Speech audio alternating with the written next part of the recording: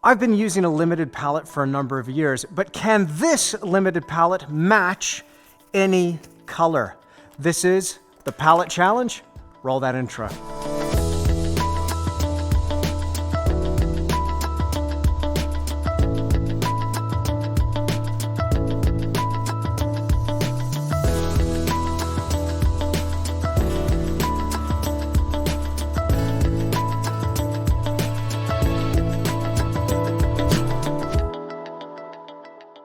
Hi there and welcome back to the studio. My name's Andrew, and in this video, we're gonna really put this limited palette to the test. Now, if you're new to my channel and this is the first video that you're catching, let me take a quick minute and explain to you exactly what's on my palette. I'm using Blue Ridge handmade oil colors, and the colors that I have here are burnt umber, transparent yellow oxide, titanium white, Kremnitz white.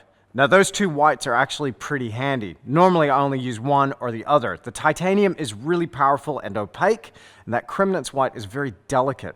Then I have cadmium lemon, cadmium red light, quinacridone magenta, ultramarine blue, cobalt teal, and phthalo green. So if I was caught on a desert island and I was only allowed a select few oil colors, that would be the palette I'd take. But how far can those colors actually go in this particular arrangement? And I'm convinced that it's virtually infinite, the combination of colors I can get. But I haven't really put that to the ultimate test. Now, I've got these paint chip samples here from the hardware store, and just before you think that I was the one that picked these out, I actually had my assistant Zoe pick these out for me without me looking. And so here, these are the colors that I'm going to try and match with this palette. Now this is a pretty interesting grouping of colors. I mean, we've got some really high note colors here, like a really bright red, a couple of bright yellows, a slightly greeny yellow there, some blues, some greens, and then some coffee type colors here, which should be really interesting. And of course, we've got a black. A few different ways we can make black with this palette. So this will be very, very interesting indeed. So let's mix up some of these colors here first, starting with coffee time. Now, if anybody made me a coffee that was that color, I'd be pretty upset. I prefer my coffee black, but hey, who am I to judge? Let's try and mix this. And the way I'm gonna start is by trying to identify what is the base color. Now, of course, there's gonna be plenty of white in here. A hint of burnt umber, maybe a little bit of red in there. Let's see how we go. These subtle colors are always the trickiest. So here, I'm gonna start off at the tonal end of things and try and start off with a light tone and then just knock that down with a little bit of brown. I know I say this looks challenging, but it actually is. We'll start here with a little bit of white. Drop that tone with a little bit of brown. And I'm not going to add anything else just yet. Let's make a little mark on that card to see how close we are. Definitely cold, definitely dark, but in the right ballpark. Let's add just a touch more white to that. Tonally very, very close. You know, when you're trying to match a tone of a color, squinting is always a really good idea because then you cancel out the color. Those rods in your eyeballs take over. And then you can really just see how far you need to go. I think tonally, we're very close. A touch more white, not too much. And then I'll address the color and try and get the right temperature. Bingo, I think we have it. In terms of tone, now let's just add a kiss of heat. Bit of cadmium red. You can see as I'm trying to match that color, I'm actually mixing into the edge of that mass rather than trying to affect change over the whole thing. Just going one piece at a time. Oh, it's nearly coffee time. Look at that. I did it. Haha, matched it. It's coffee time. So we matched that color pretty well, and I think every decent color hunter needs to mount their trophy to the studio wall.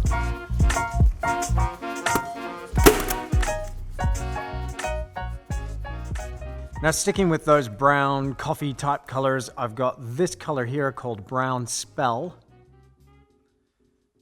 Who names these things? Anyway, This one shouldn't be too hard to mix. It's kind of a rich chocolatey color. I think where we're gonna start is definitely with the umber, but I know this is gonna be way too dark and way too cold. So we'll mix straight in with that, a bit of that cadmium red. Too light, too much white on my brush.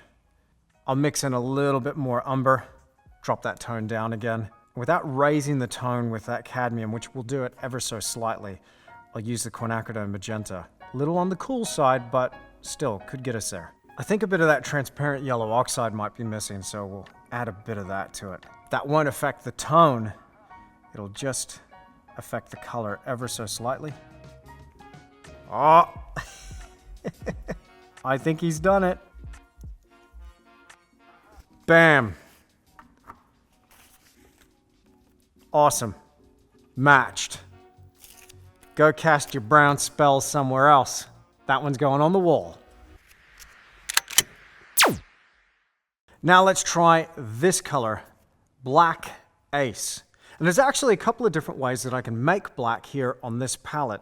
But black's not necessarily black. There's all sorts of different subtleties to different shades, and we want to see if we can make this one here.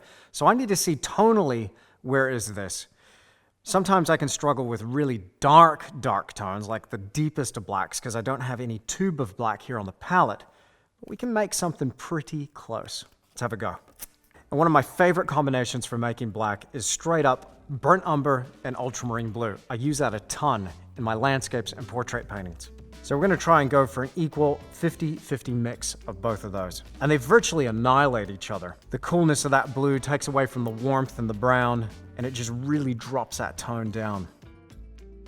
See how close we are there. Now, I don't know if you're picking up that difference there on the camera, but I can see right here, it's in the right ballpark, but it's slightly too warm, which means I'm going to need more blue, and slightly too dark. And rarely do I have a need for anything darker than this combination. All right, I think we've matched the temperature, just not the tone.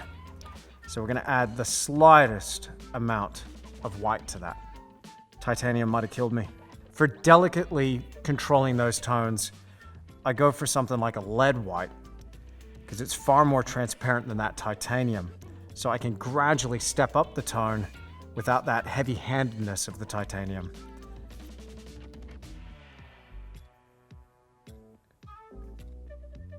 Bam. Black Ace matched. Awesome.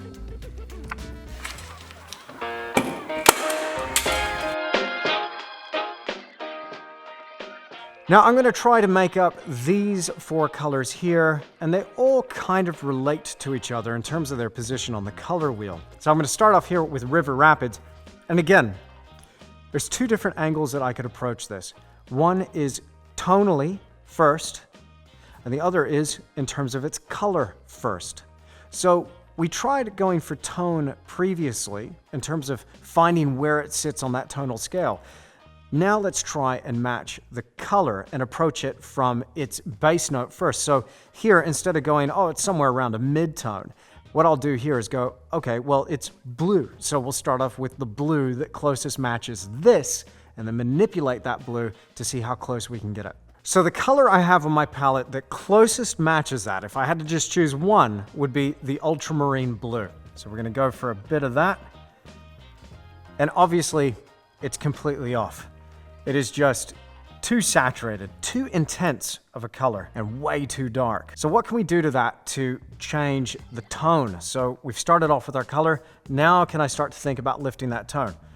But can I also lift the tone and change the color simultaneously? So instead of just going for that white, what I'm going to do is reach over here to the cobalt teal, and this will affect the nature of that color. And already, just those two colors are pretty close. Let's lay that down. I know it's going to be far too saturated, so the intensity of that color, the chroma, if you will, is too intense for that card. So let's desaturate. One of my favorite ways of desaturating, which will also affect the tone, is to use a bit of that burnt umber. Now I think I have pretty close to the right color, but it just needs to lift up in terms of tone again. And I'm going to do this delicately with just a touch of that lead white. Now, anytime we touch this with something to affect the tone, it ultimately affects the saturation. So it's a constant search of going back and forth, and you end up circling around that color, eventually getting close to it. But we're not far off here. So close. It's missing just a little something. A little more intensity, just a touch. Cobalt teal, ultramarine blue. Bam! Did it. Oh wait, no, spoke too soon. Oh, it's so deceptive, isn't it? I'm fighting for it. Every time I think I get there, I just hold it up at a different angle, and I'm a little further off. You're not gonna beat me, River Rapids. I will conquer these River Rapids, and my kayak that is my limited palette. I hope I'm not up the creek here without a paddle. I will paddle down these River Rapids with my trusty evergreen brush. See, that cobalt teal introduces a lot of green to that color. So of course the red and the green being complementary opposites, they annihilate each other. Oh, it's a chase, it's a fight. Oh, so close, so close. Oh, darn you, palette challenge. No, I'm gonna get this. Close. Okay, so it needs a touch more. Think about it, Andrew. Think about it. Oh! Oh! Bam! Just a kick of that lead white. And the palette has done it again. River Rapids. Oh, that was a tough rapid to conquer, but we did it. It's on the wall. All right. Well, I've been looking forward to this color. Sheer delight. I'm confident. I think we'll nail it. Of course, we need to make a judgment about this, and I'll use a touch of that quinacridone magenta.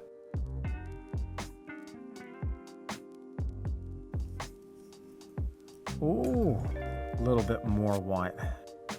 Not bad. Not bad at all.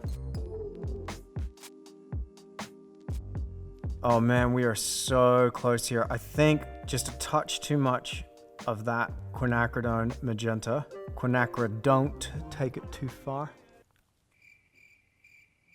We gotta keep it real with the cobalt teal.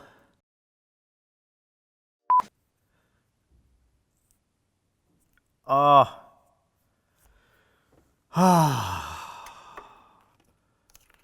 What a sheer delight that was. Bam, going on the wall. Sheer delight, conquered. Bam, bam. Now, I've saved these high key colors for the very end because they're gonna be really, really challenging to match. I'm a little bit scared of these. But before I get to mixing those colors, let me tell you about this video's sponsor, Skillshare. Skillshare is an online learning community with thousands of classes from design to business to social media. You name it, there's probably a Skillshare course all about it. Skillshare is a perfect place to skill up and really grow as a person and as an artist, as a creative professional. There's so many different things that you can learn to add to your own bag of tricks to take your career even further. It's a real platform for growth. Skillshare offers classes designed for real life, made by real people. We all live busy, hectic schedules, and Skillshare is a perfect way to get just bite-sized chunks of awesome information from professionals from all over the world to help you take your skills to another level. These lessons can help you stay engaged and inspired, but also introduce you to a unique online community of millions of people. Skillshare is a perfect place for learning. And it's curated. When you're watching this stuff, there's no ads, so you can just focus on skilling up and learning the skills that you want to develop. I used it when I was learning how to use Photoshop, and I've used it recently with learning After Effects to help push my videos to another level. There's a fantastic class right now on Skillshare's platform by a guy named Jake Bartlett, and I found that some of his techniques and some of his tuition through Skillshare was absolutely fantastic, and I came away with a new understanding with using this program, which can be quite complicated. Skillshare costs less than $10 a month when you get an annual subscription. Now, these are crazy times and the world is a pretty crazy place at the moment, so I choose to use my time to its full by learning new things and continuing to develop the skills that I already have. Skillshare is a perfect way to do that. Now, the first 1,000 of my subscribers to click that link in the description down below will get a free 2 months premium membership with Skillshare. And I just want to say a huge thank you to Skillshare for sponsoring this video. And just on a note, when it comes to sponsors of my YouTube content, I will only mention those products that I actually use myself. And also, it helps me to continue to bring out this free content for you. So again, huge thanks to Skillshare. So I'm very nervous about these colors because they are so intense, and to try to get the right mix for each of these high chroma, high key colors here, I need to have the right colors here on this palette. I don't know if this palette can do it, but I'm confident, but nervous. That makes sense.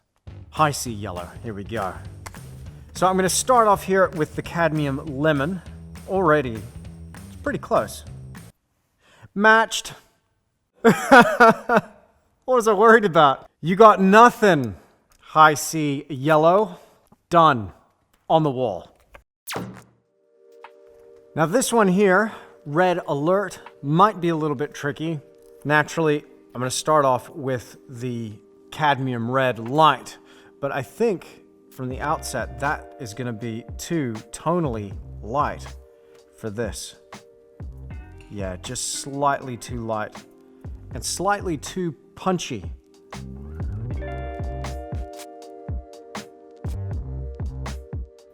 Oh, we're close. So tonally, we're in the right ballpark. Oh man. If that is not close, I don't know. We're somewhere between those two. Bam, that's it. That's it. Look out, red alert. I can barely see those brush strokes on there. Red alert on the wall. Now I've got my last two colors here. I've got green imp, a nice Kermit-y color, and hot pop green. Now greens are always very tricky. And whenever it comes to landscapes and even in portraits, there's actually a surprisingly large amount of green in a portrait. I like to mix. I don't like to take that color straight out of a tube. In fact, I've only got one tube green on that palette, which is the phthalo green, which is incredibly intense. So this is going to be a challenge. We'll start off with hot pop green. I'm going to start off with a combination here. Now this is probably way too dark. Definitely way too dark. So we need to lift the tone and the intensity of yellow. And we're so close. Whoa, way too far. So I need to reintroduce some of that saturation, but we'll see if we can work with that tone. I'm gonna take this in a different approach. I'm gonna try introducing a greeny blue here, cobalt teal. We'll see how that works with a touch of the transparent yellow oxide and close in terms of tone, just a little bit off in terms of color.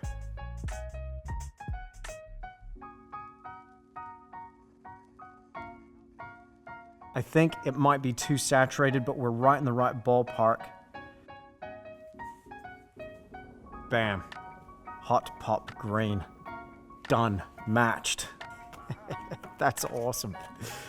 Cool. We got there with a hot pop green in the end. It's going on the wall. Last, but certainly not least, green imp. It's quite a name. Challenging looking color, very intense green, slightly blue, very, very saturated. Quite a challenge. Let's see how we go with this one. I think because it's such a blue green, I'm going to start off with that phthalo. And again, phthalo is going to be very intense indeed. I'm going to use a bit of that color that I was using to mix the hot pop green previously, a touch of ultramarine blue, and of course there's plenty of cadmium left on my brush. And already with those previous colors, it's pretty close. Let's see if we can blue it out. Oh, green imp. So close, man. So close.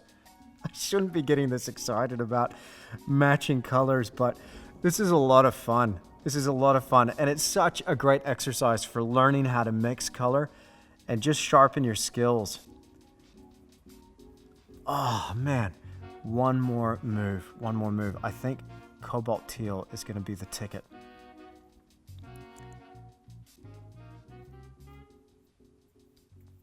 Bam. Did it. Every one of those color cards and green imp matched. It's going on the wall. Now that certainly was a challenge. I must admit, I got a little bit worried there in a couple of places, but in the end, we were able to match each one of those color cards. Bam. Oh, bam. Bam. Did it. Bam. I think I've done it. Bam. Going on the wall. Bam. Bam. Bam. Take that. Boom. Bam. That's it. Bam. Bam. Bam! And this really just reaffirms my feeling that this is such a great limited palette to be using for landscapes, portraits, or whatever. Now, my palettes do vary slightly when it comes to painting landscapes or portraits, but if you want more info on the exact colors that I'm using for those, you can find links to Blue Ridge handmade oil colors in the description box down below. So why don't you put your current palette to the test and check out the range of mixes that you can achieve with what you're using at the moment. Now, if you enjoyed this video, then make sure you leave me a comment down below, hit that like button, but most important, make sure you're subscribed to this channel. You can find me on social media. Those links are down below as well, but most important, make sure you're subscribed through my website at andrewtischler.com. Thank you so much for stopping by. It has been absolutely awesome hanging out with you here in the studio, and I'll see you again very, very soon.